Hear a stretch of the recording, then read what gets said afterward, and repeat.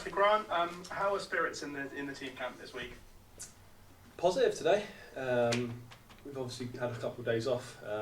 We come back positive. Obviously, we're on a fairly good little run where obviously we're unbeaten in quite a few games. So positive. Looking forward to Boxing Day. And what are your thoughts post Dorking and the exit from the FA Trophy? I think we've put that to bed now. Obviously, we know we didn't perform the way the manager wanted or the way the team wanted, but thankfully, we've put that to bed now and onto Torquay.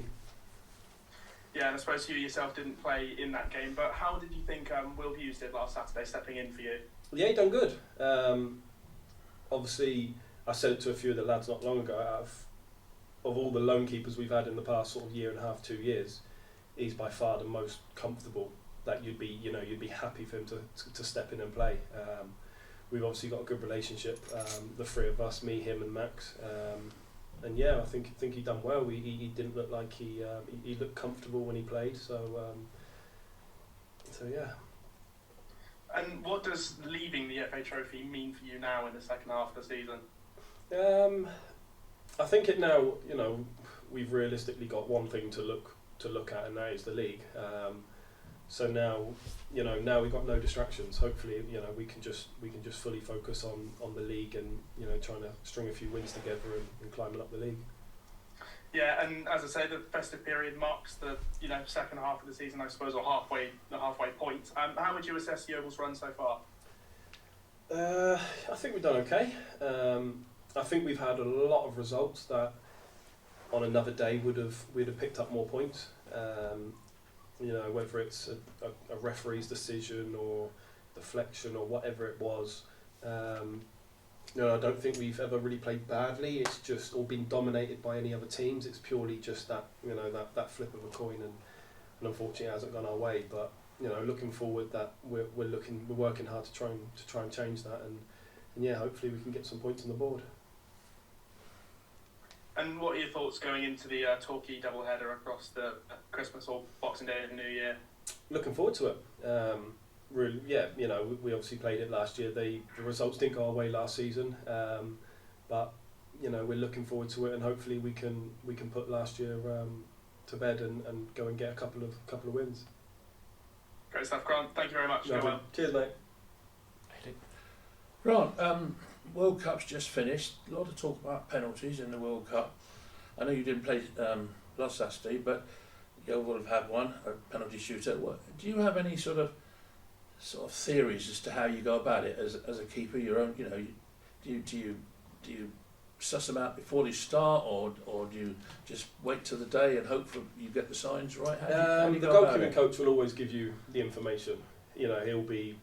We're sat at home doing whatever you want, and he's the one on the laptop doing the videos, and then he'll send you every penalty, and so he'll give you the information and where he thinks certain players might go, but then he leaves that purely down to you, and sometimes it'll be obvious where you get certain players that will back themselves to hit a certain corner, and then you get some people that try and be clever and change it up. So sometimes it's just down to when the player puts the ball down on the floor, where your gut instinct tells you to go.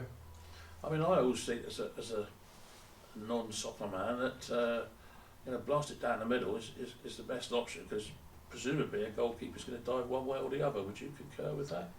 Yeah, pretty much. So, if you've dived one way or the other, you've got to open. Exactly, yeah.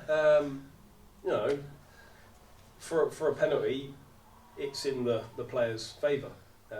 Realistically, they shouldn't miss. So as a keeper, you're trying to be the hero, and you're trying to make a save somehow. Sometimes smash it down the middle might be the one. Do you feel nervous at all when you're facing a penalty shootout? Not really, no, because like I just said, it's the favour is in them. It's for them. So if you don't make any saves, nobody says anything. But if you make one save or two saves, then suddenly you're the hero. So you haven't really got much to lose in a shootout. So now you've got a doubleheader against Torquay and the ex-Yeovil manager. Interesting games. I mean, it's always New Year's Eve or whatever, New Year's Day. Do you think that'll make a difference? I mean, it's a long time since Gary was manager here, but I can remember it. But obviously, it's long before you came. Does it affect the way you play at all? Not with the manager, no. But we know, obviously, having played it last year, we know it's a local derby. We know both sets of fans are going to be up for it. They're both going to travel in numbers. So we know that first sort of 10-15 minutes it's going to be a bit frantic, and then once the game settles down, hopefully we can get on the ball and play our game. Well, I hope you have a good Christmas, mate. And, Cheers, thank you. Have a good 6 points over Cheers, Christmas. thanks a lot. Even better. Hi, Grant. Hey, mate, okay. Yeah, not too bad. Well, just going on to the Christmas theme, is it a bit easier this year being able to play one game a week instead of like the normal 3 games in 10 days? Yeah, I think so. It actually seems a little bit weird, not having so many games. The fact that obviously we've had a few games called off recently as well. It seems quite a while since we've, especially me obviously because I didn't play the trophy game. It seems quite a while since I've last played a game. But yeah, look, we're going into the 2 games positive. It gives obviously players a bit more chance and time to recover, and we can really focus on those. Obviously, because it's the same team, we can really focus on that one team and what we can do to try and get the 3 points. And as a player, are you able to celebrate Christmas at all? Within your limits, yeah. Obviously, it'll be. I think for a player, it's just a standard that you won't be out partying or drinking or anything like that. It'll you might spend a bit of time with your family, and then it'll be one. Get yourself off the bed early because you've got an early start the next day. And I think a lot's been documented of how well Yeovil have defended this season, but a struggle going forward. Is it difficult for a goalkeeper when you're playing so well to kind of watch the team not being able to score at the other end? It has been, but ultimately we don't defend as a back 4 or a back 5. There's been times where Fish has been on the edge of the box, making clearers, making headers from corners. And it's the same going forward. It's not just the strikers. Because we don't score goals, well, it's the strikers' fault. But it's not because, you look. I actually had a conversation with Fish not long ago, and how many chances, clear-cut chances, can you actually say that he's missed? It is not many. So ultimately, it's the whole squad, the whole team, the staff, everybody. We got to come together and try and work that out. And the National League publishes kind of half team of the year, and I think a lot of Yeovil fans are scratching to wonder why you weren't in it because of how well you played this season. Does that sort of thing bother you at all, and how do you feel you've done yourself this season? I think I've done okay. For me this year, my biggest sort of thing that I'm pleased with is my consistency.